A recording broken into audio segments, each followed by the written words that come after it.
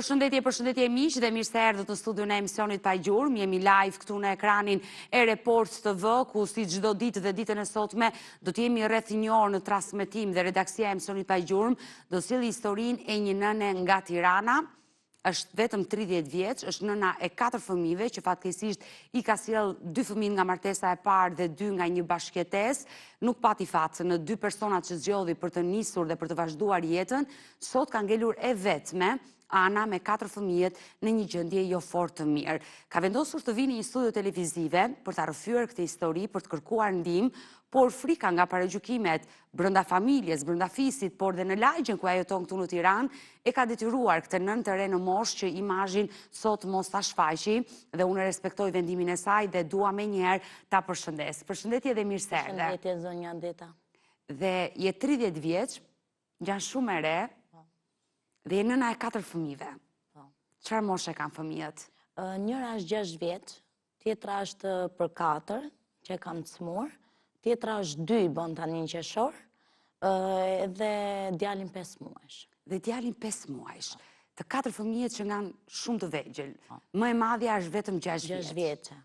Por çfarë ka ndodhur në jetën tënde dhe pse sot i ndodhesh në këtë situatë kaq të vështirë dhe sigurisht ke nevojë do të kërkosh ndihmë, do marrëvesh të gjithë histori, por fillimisht më lejo të prezantoj një kronik që ne kemi përgatitur dhe rikthehemi.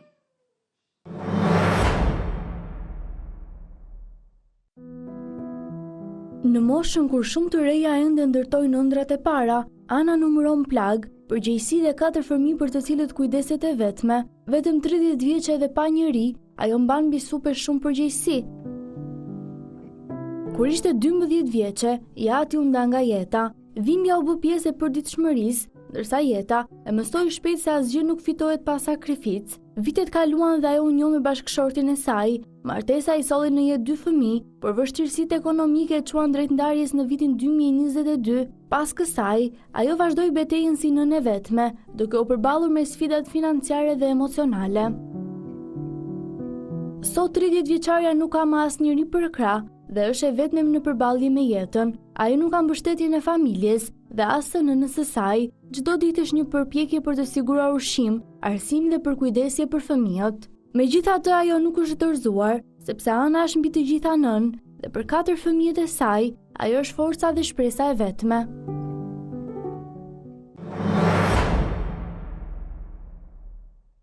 Kjo është historia e dhimbshme e kësaj nëne që ka ngelur me 4 fëmijët e saj të mitur, le të themi tek nëna e saj dhe të 2 partnerët nuk janë treguar të përgjegjshëm për ta ndihmuar për fëmijët që kanë sjellë në jetë.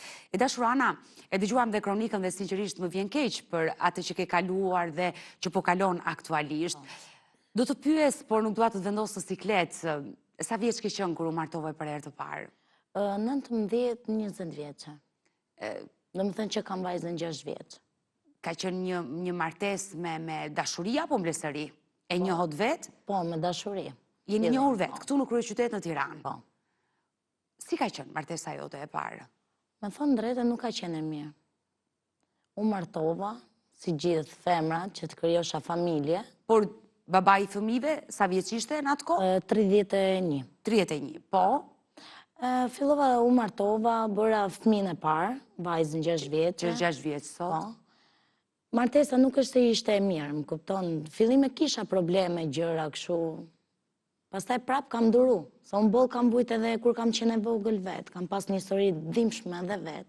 Se çka ka ndodhur? Në moshën 12 vjeçare, domethënë pa të babit, më kupton se babi më ka vdekur. Kur ke qenë 12 vjeç ke humbur nga kjo jetë babait. Po. Dhe të ka rritur vetëm nëna. Po. Vetëm nëna, në fakt nuk është më ka rritur nëna, po tezja e babait. Kam një histori shumë dhimbshme. Nuk e rritur me nënën? Jo, nuk më ka rrit mamin personale, më kupton, më ka rrit tezja e babait. Por pse? Po sepse ashtu i erdhi martesa, mamit u ndam. Fillim me babin e nuk ishin më komunikim me gjona. Mund më detyruan pastaj më rriti tezja e babait, se s'kishte kush më. Kur babai ka qenë gjallë, ka qenë i divorcuar me nënën? Po, jo me letra. Por që fizikisht nuk jetonin bashkë. Dhe nga momenti i divorcit, ty të mori... Më mori tezja e babait, më ka rritur. Që të ka rritur, po me nënën ke pasur kontakte? Me thonë drejtë, u mamë ne kam njohur 17 vjeçe, të folim rapid. Nuk e ke njohur nënën deri në moshën 17 vjeçe? Nuk e kam njohur fare. Ajo nuk të kërkoi?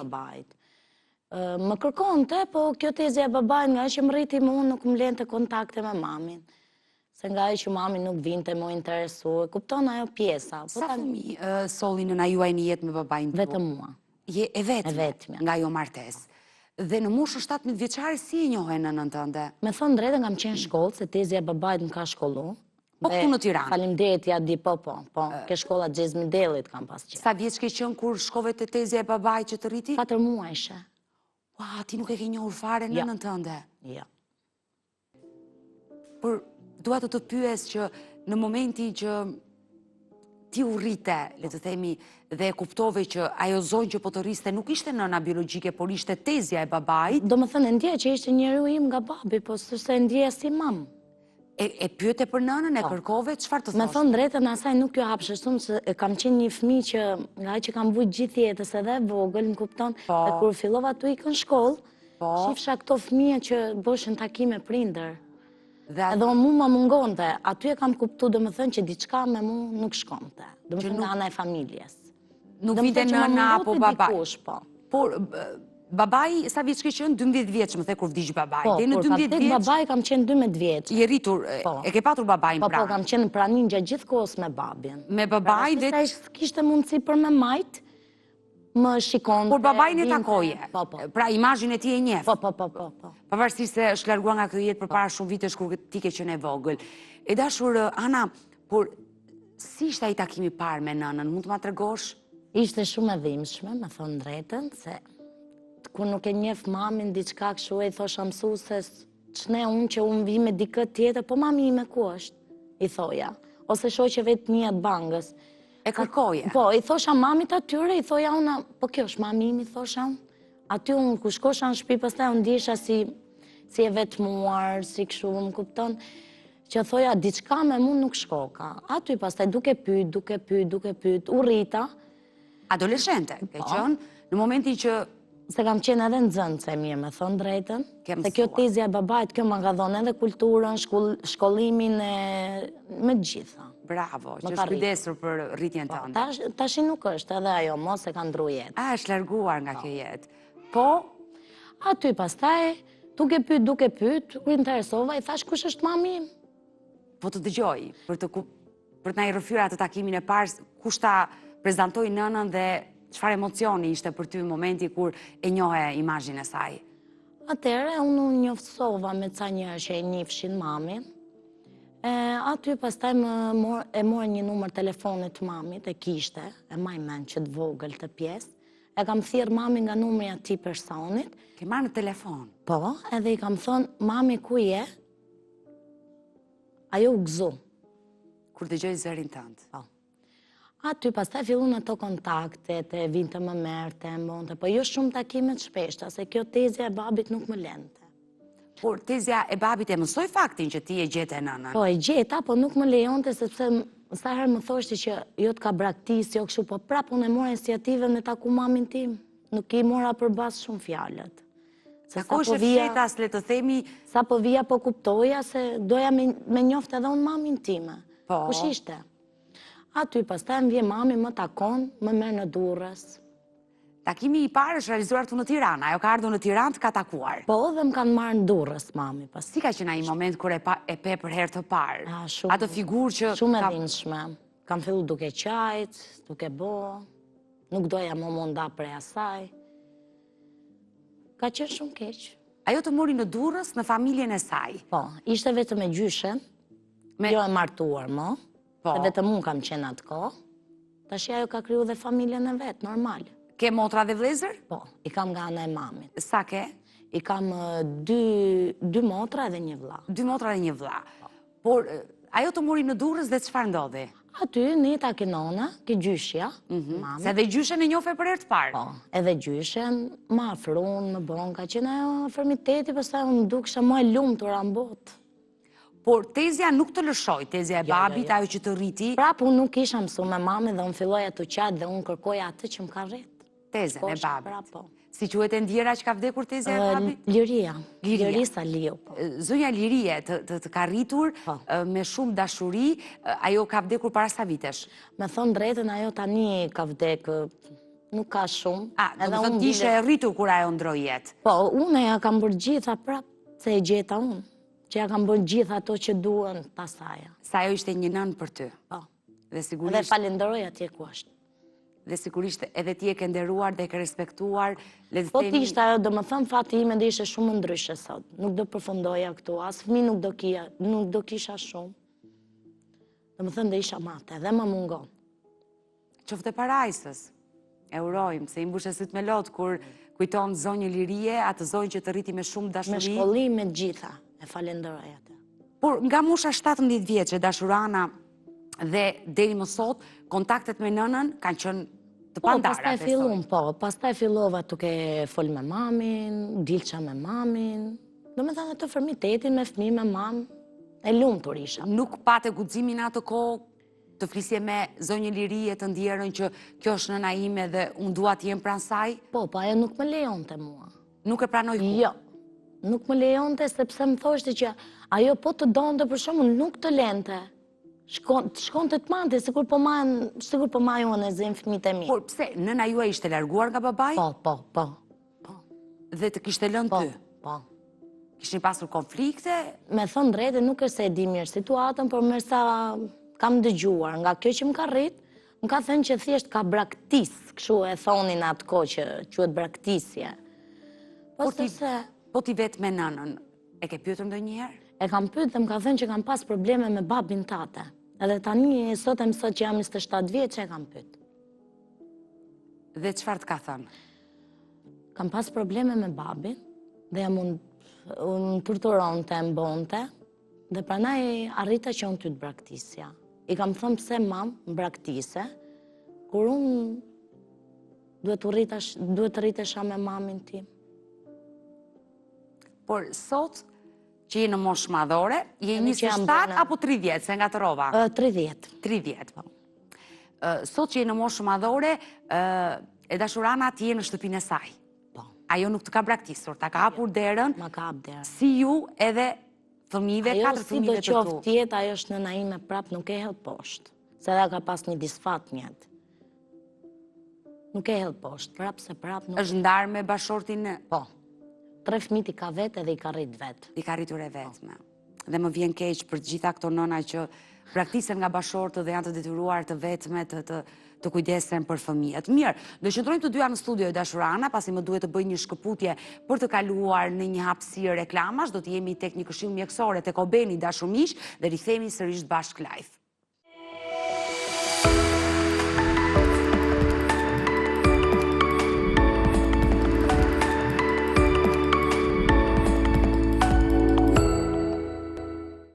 Mirë, jemi sërish bashkë live dashumish, ku sot kam të ftuar në studio nënën e 4 fëmijëve Ana, me imazh të mbuluar për shkak të paragjykimeve, e cila tregoi në pjesën e parë se si ishte rritur nga tezja e babait dhe nënën e saj e takoi në moshën 17 vjeçare. Më preke Ana me këtë histori.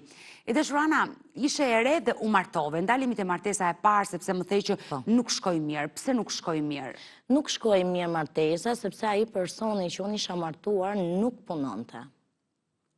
Nuk sillte ta ardhura në shtëpi. Dhe unë atë kohë për shumë nuk e shifsha do të gocën që ti mungote diçka, sepse unë kisha vujt vetë njetë. Më kupton? Dhe të vunte fëmija ime, nuk ishte mirë. Pra, edhe pse ai u bë baba, nuk u ndërgjesua, le të themi, dhe të bësh i përgjegjshëm me fëmijët. Isha në shpinë ati, do më thënë në familjen atit. Aty e pashja ai nuk punonte, nuk bonte. Normal se unë isha femër kërkoja, plus fëmija kërkonte. Se sa don fëmija, është shumë gjë e madhe. Por ju nuk e ndatë kur sot një jetë vajzën e parë? Jo, kam nejtë goxham atë. Kam nejtë goxham. Sa vite? 4 vjetë. Bëre 4 vite martes. Sot e një jetë dhe fëmijën e dytë. I dhe një shansë për të vazhduar jetën kur sot e një jetë fëmijën e dytë, se mendoj që kur bën një fëmijë të dytë i jep një shansë partneri që familja mos shkatërrohet. Kur rritet familja do thot kam shumë dashuri, por të ty ndodhi e kundërta. Unë me thonë drejtën i dha shansin, por i dhash edhe atë që mos, si thënë asaj fjali që mos të ndaja me i fëmijë ku do shkoja, më kupton, kush do më mante me një fëmijë, është aja mentaliteti njerëzve që shikoj e la burrin e iku me gjithë fëmijë, më kupton, kjo më ka vrarë gjatë gjithë kohës, edhe plus që kam qenë edhe jetime pak fjalë vetë. Nuk doja që unë Po, edhe nuk doja që fëmija ime të ishte të njëjtën situatë. Të kishte të njëjtin fat si që pat e ti, e qartë. Bravo. Aty pastaj e bëra dhe vajzën tjetër. Vajzën tjetër në fakt e kam lindur pak me probleme. Sa vjeç është vajza e dytë? Tani i bën 4. 4 vjeç. Dhe çfarë problemi ka konkretisht vajza? Me thonë drejtë, unë e kam pa para 1 viti, dhe kjo është viti 2, që unë e kam pa vajzën tim, që në filloj ato ndryshimet e lëvizjes, kokës, syve, tecjes. E kam fillu dhe shkova në doktor sikur gjithë nonat për fëmin. Thash, ne kjo fëmi që po më bën këto mënyrat e sjelljes nuk ishin normale. Po. Kam shku, e kam vizitu, ke QSUT-ja në Tiranë. Doktoresha ma ka shtru 1 javë, i ka bërë ato egzaminimet e veta, skanerin e zhenë gjitha, edhe ka dalë me probleme vajza. Pra, Ma ka nxjerrë me anomali. Ka një anomali. E qartë që kjo anomali i ka... është e lindur. Le të themi i ka sjellë probleme në ecje. Në ecje, do eci me devijim, edhe kur të rritë do eci me anë devijimi, më ka thënë doktoresha, edhe nuk është se kena, do më thënë, një shpresë për me regullu.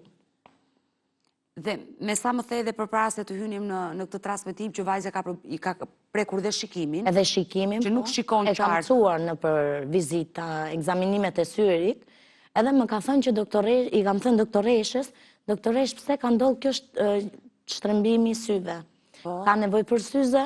Jo, më ka thonë absolutisht, saj syzet nuk i lejohen, sepse nga brënda e syrit nuk e di qa defekti kishe një shkputje damar të kokës, të shikimit edhe të ecjes. Dhe më tha, ti tha, merë diçka për këtë fëmi? Jo, i thash, nuk ka marrë për këto punë, se nuk i dija se qa ishin këtë dokumentat. Më tha mu, fëmi staca i takojnë sepse fëmijat nuk bëhet, ma më tha mu, dhe shikimin, a ti kujton tha se atë shef, pa e shef erët mrena. Shikon ersirë. Ankohet vajza, flet? Po, do më thonë flet, kështu ta mam, një moment është mirë, një moment e humbë vedijen, mi kap edhe fëmit, mi mytë, mi kafshon, edhe mu ka pas raste, po kështu është tipi... Pojtë agresive? Po, agresive kur edhe zhurme nuk e duron, edhe drite nuk e duron. Vajza trajtojt me kemp, po bën dokumentat për të përfituar kemp vajza. Po, ka një vit që me merr kemp. Këta prindër nuk e duan kurra të kemp për fëmijën e tyre, por... Doktoresha ma ka... është një ndihmë që ti të paktën ta kesh për vizita... Nuk i del zënja Odeta fare, se nuk kam se qa me bëm atë... Sa lek i ka rënë ajo 87.000 leket, 300 lek, po. Edhe bile sa është e si ndihmë sociale. Edhe kam një vit që gocën e kanë me diagnozë të ndryshme, dhe kjo është viti 2, ma kanë nxjerrë me 2 diagnozat tjera. Viti 2. Dhe më thënë, këtë vit është i 2 për vajzë. Ka dalë dhe një problem tjetër, me shëndetin e saj. E dashurana, por babai biologjik, është informuar që vajza ka probleme? Po, është pranë teje, le të themi, dhe fëmive? Ja, fare. As nuk bëhet fjalë. As nuk e ka interesu në herë. A ekziston kjo fëmi? As gjallë. Ja. As ish vjera im nuk e njeh, as njëri. Nuk e njohin vajzën, fare. Por, duhet të pyes, si u ndave ti, do me thënë? Ishe ti ajo që u largove nga shtëpia e ti? Po. Unë isha ajo që mora zgjedhjen për të largu, sepse 4 vjet kam duru, do me thënë, thash hajse do jetë si mje, po e njëta, nuk punonte. E mora iniciativën punova vetë. Qa do lej punë të mdilte, unë se kam probleme dhe nuk e kisha problem. Punoja. Po ta shit punoj unë, e 3 burrin, sigur, nuk shkonte kjo gjë. Por, si e pritja i ndarjen? E kam thirë unë me thonë drejtën, edhe i kam thënë që shiko, dhe i këtu ishim bashkë, unë nuk mund dhe mo tjetoj me ty. Nëse e do më vajzën, i kam thënë, ose maje, për momenti, se edhe në fakt nuk kam pas banesë Odeta gjëra. I nuk e i shtëpi tënë, në qartë, nuk e kam edhe, se ta kisha, nuk e kisha problem. Theshtë unë ja bërë atë timen. A i më tha, jo, tha, unë nuk e maj. Okej, morë iniciativën, morë atë 2 fëmijë dhe jam largu. Dhe nga i moment që ti e larguar dhe deri më sot, a i... Fare kontakte. Jeton këtu në Tiranë, dhe a i? Po. Dhe sa do largë ti jetë, nuk ka ardhur asnjëherë takoj fëmijët? Asnjëherë. Po 2 vajzat e kërkojnë? Jo. Nuk e njohin fare? Nuk e njohin fare. Por gjyshja, ish vjera? Fare. Nuk interesohen fare? Jo, fare. E dhimbshme që një baba, le të themi, nuk kujdeset për fëmijët dhe mbi të gjitha që një prej vajzave, 4 vjeçarja, është diagnostikuar tashmë me probleme serioze për shëndetin e saj dhe askush le të themi, si babaj, gjyshja, nuk i bien telefonit apo të vinë, ta përqafojnë të pakta. Asnjëherë. S'ka ndonjë. Dhe ti ke ngelur e vetme. E vetme.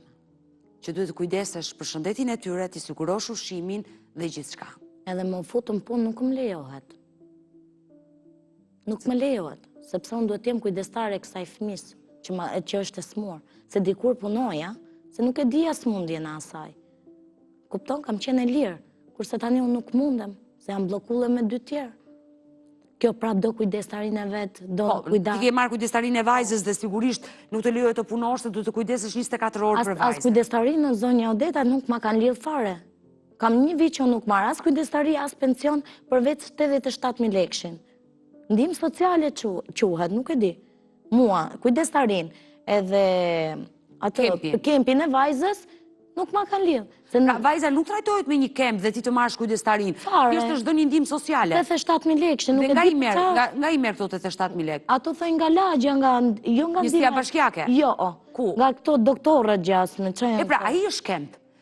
Po, nuk e lexon kempi. Nëse doktori ka dhënë një epikriz dhe me këtë epikriz ti ke vazhduar te kempi e pror, ai quhet kemp që vajza trajtohet. Por pse nuk merr ti kujdestari? Po nuk quhet ashtu kemp e pror.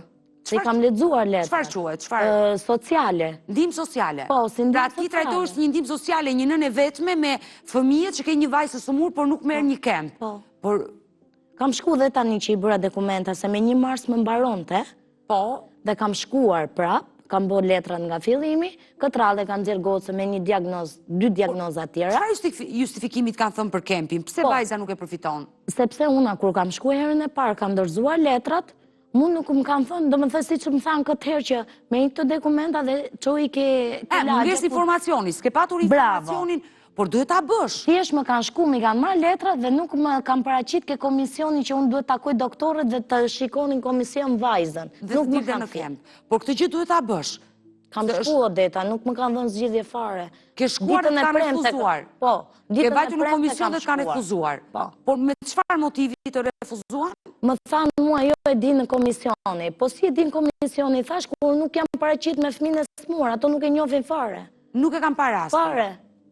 Edhe janë 3 doktorë që kanë shlu firmën e tyre, që kanë caktuar të shumën e parave, dhe unë nuk i njoh fare kush janë doktorë. Dhe bëre mirë që e denoncove ditën e sotme me shpresën që ndiqemi nga kempi e pror dhe vajza juaj diagnostikuar me probleme shëndetit mendor që mund të meritoj një kemp dhe mbi të gjitha, nëse ajo merr kemp ti automatikisht merr kujdestarin, se ajo është vetëm 4 vjeç dhe ka nevojë për kujdesje të veçantë nga nëna. Kur i takon se mos ta marri. Ja kanë dhënë doktoresha, unë nuk është se kanë bërë diçka me doktoreshën edhe ja kanë marrë kështu sikur bëjnë disa. Ajo ka dhënë një epikrizë dhe ka thënë që meriton kempin. Dërsa ke vajzën gjallë, më ka thënë, do t'i lidh një kemp, se shpresa nuk e ke vajza. Ma kanë thënë edhe këte doktoresha. Bëj fort, më ka thënë për fëmijët e tjerë, kurse për këte quheshe. Kjo është e dhimbshme. Këte ma ka thënë doktoresha dhe i ka me disk, i ka me gjithë dokumentat. I të Shurana, do qëndrojmë të dyja në studio dhe disa minutat të tjera, por më lejo të kalojnë një hapësirë reklamash në këtë momente dhe rikthehemi sërish bashkë live.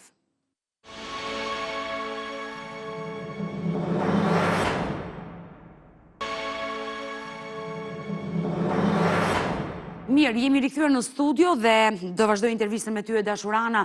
Si është jetesa jote sot? Me thënë drejtën Odeta, i kam shumë gjërat keq. Për momentin jam adresu ke mami, më ka marrë mami.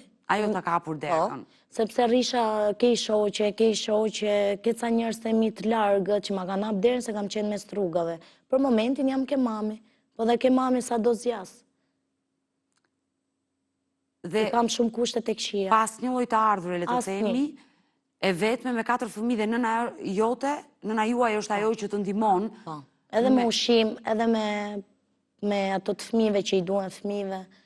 Ta shikur, s'kam pas raste për cunin që e kam 6 muaj me formulli, kam marrë edhe qumësh dyqani, që e s'mund t'a pijate. Se nga jo m'dolli dhe rastësi për vajzën që e kam 2 vjeqe, ka bojnë intubime dhe ajo, me arrest kardiak. Edhe vajza tjetër? Po, 2 vjeqe Po që si i është sot me shëndet? Me thënë drejt, nuk është edhe aq mirë, nëzijet, bëhet. E dashur, Ana, nëse partneri juaj, ish bashkëshorti, do të dëgjonte nga ky transmetim, pavarësisht se ti jemi imazh mbuluar, ai të njeh, sigurisht të dallon, e njeh historinë e familjes së tij. Çfarë do doje ti thoshe nga kjo studio? Me thonë drejtën Odeta, unë doja t'i thoja veçëm për fëmijët me i pa, e sidomos për këtë të smurën, jo për ato tjerët. Veç për këtë që është e smurë paktën, se sa t'jetë gjallë paktën t'a shikoj se nuk ashtu. Me sigur me një ndim të vogël për gjërat e asaj. Ai e ka detyrim, jo me një ndim të vogël, por ai e ka detyrim s'është të se duhet paguaj edhe për ta atë ngarkoj fëmijë. edhe. Ju nuk e keni bërë divorcin. Ja. Pra, vërtet i e ndarë me të, por nuk e bërë divorci ligjor, sepse nëse do ishte ndodhur divorci ligjor dhe këtë gjë ta këshilloj ta bësh, pavarësisht se mundësia ekonomike nuk mund të jetë për ty, por du ta bësh divorcin, sepse gjykata automatikisht kujdestarinë e fëmijëve do t'i japi ty, por babait i jep dhe një detyrim ligjor, mujor që ai duhet ta pagojë, dhe në momentin që ai nuk e pagon, ti drejtor zyrës përmbarimore dhe është kjo e fundi që bën ekzekutimin e vendimit të gjykatës dhe ai baba penalizohet, të gjej ku të dojë ato para, të punoj e ka detyrim ligjor të paguaj për ushqimin e fëmijëve të tij. Por ti po i bën thirrje nga kjo studio të vit paktën ti takoj. Ti takoj, ti japi një ndim të vogël, kaq. Edhe veç për fëmin, jo për mu. Veç për fëmin e vetë, është fëmija vetë. Por me ish vjerën, i ke patur kontaktet e mira, kur ke qenë në atë shtëpi? Me thënë drejtën mirë, po qa faj ka nona s'ka faj. Fajnë e ka ai më kryesori, jo nona. Pa tjetër, por edhe ajo në Tiranë jeton. Po, edhe ajo. Pesa pa largë e ka shtëpinë dhe për të ardhur për takuar fëmijët. Po, asë njerë mundësia. Dëshiron t'i japësh një mesazh për fëmijët? Jo, thjesht vetëm t'i shikoj fëmijët e vetë nëse ka mundësi, nëse s'ka. Kur të vi dita, pastaj sido qoftë situatës që ndolli, nuk i hapet dera mo. Edhe këtë mund t'a them. Ne do qëndrojmë të dyja për ta mbyllur me një mesazh të fortë që zëri juaj të dëgjohet nga studio e emisionit Pa Gjurmë, një thirrje për ndihmë, për t'i bërë thirrje dhe njësisë bashkiake ku ti ndodhesh, por dhe kempit e pror, por më lejo të kaloj te reklama e fundit e detyrueshme tek Prostatoli Dashumish, një suplement ushqimor i destinuar vetëm për popullatën e rritur mashkullore që ndihmon në funksionimin e prostatës. Njihuni me Prostatolin dhe rikthehemi live.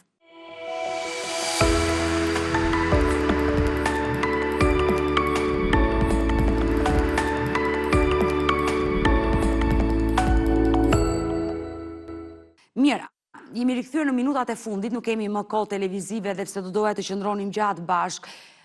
Unë i bëj një thirrje në emrin tënd, njësisë bashkiake numër kujt? 4. Numër 4, nëse është duke na ndjekur, padyshim që do na ndjeki, dhe nëse nuk na ndjekin do t'i telefonojmë ne për të ndihmuar me ndihma, paketa ndihmë ekstra për ty si një nën me 4 fëmijë vetme, por i bëj thirrje dhe kempit e pror për ta marrë parasysh historinë e vajzës tuaj 4 vjeçare që është diagnostikuar me sëmundje të rëndë të pashërueshme. Por kush është thirrja që të bësh ti si nën, se ke ardhur në këtë studio të kërkosh ndihmë? Unë do i kërkoja gjithë njerëzve nëse bëhet mundësia, domethënë, sikur edhe një shtëpi më të vogël nuk ka problem. Thjesht unë t'jem me fëmijët e mi, derisa ta kem edhe gocën gjallë. Kaq i lutem gjithëve shqiptarëve nëse mundohen, nëse s'mundohen. Ju keni një numër telefoni? Po, unë kam një numër telefoni në WhatsApp. Mund ta bëjmë publik emrin tënd? Po, patjetër. Mund ma japësh numrin? Po, 069 Po. 85 89 021. Dhe regjia du ta vendosi me titra numrin që ti na dhe, kushdo që është prekur nga kjo histori dhe mund të ndihmoj këtë nën të re anën, mund ta telefonojnë vetëm në WhatsApp në numrin 069 85 89 021. E dashurana, ne e prezantuam historinë tënde të dhimbshme. Uroj që zëri juaj të jetë dëgjuar nga kjo studio. Ne mbetemi në kontakt dhe uroj dhe shpresoj që ky emision të shërbej për një ndihmë për ty dhe për fëmijët e tu. Është vetëm për atë që është e smur. Inshallah Zoti na ndihmon vetëm për asaj. Sa tjetë. Dhe lutemi. Të falenderoj, Ana. Falenderoj shumë edhe ti zonja Odeta. Mirë dashurmiq, me historinë e Anës kemi ardhur në fund edhe për mesditën e sotme. Unë ju falenderoj që ndruat me mua deri në fund të programit. Ne bashkë do ritakojmë sërish nesër live ora 16 këtu në Report TV. Mirupafshim.